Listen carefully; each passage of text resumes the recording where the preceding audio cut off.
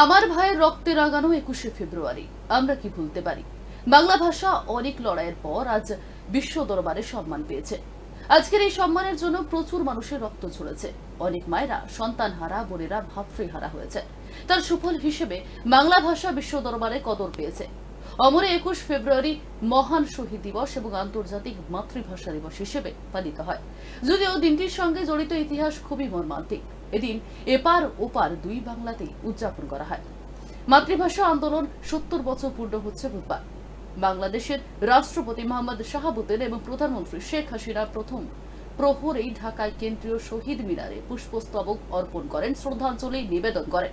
শহীদদের উদ্দেশ্যে নীরবতা পালন করেন, শ্রদ্ধা জানান বাংলাদেশের জাতীয় সংসদের স্পিকার ডক্টর শিরিন শারমিন চৌধুরী। অমরে 21শে ফেব্রুয়ারির উপলক্ষে নওগাঁ, জয়পুরহাট, সাতক্ষীরা সহ সমগ্র বাংলাদেশ শহীদ মিনারে ফুল দিয়ে 21শে মহান শহীদদের প্রতি শ্রদ্ধা জ্ঞাপন করা হয়। গোটা বিশ্বে অনেক কিছু নিয়ে যুদ্ধ হচ্ছে, কিন্তু ভাষার জন্য আন্দোলন, ভাষার জন্য জীবনটা অন্য কোনো জাতির বা কোনো দেশের নেই। তাই বাঙালি জাতি গর্বের সহিত এটা পালন করে এবং এটা এখন বর্তমানে আন্তর্জাতিক মাতৃভাষা দিবস হিসাবে পালন করা হচ্ছে।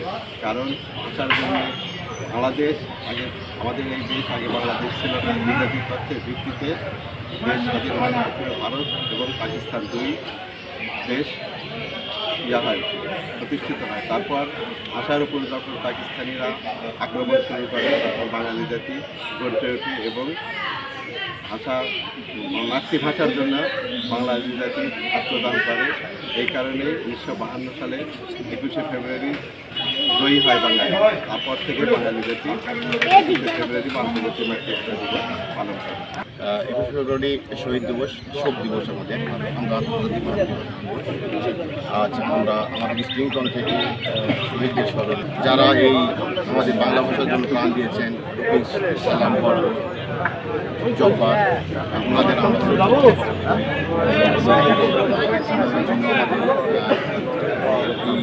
বাংলা ভাষা ফিরে এসেছে।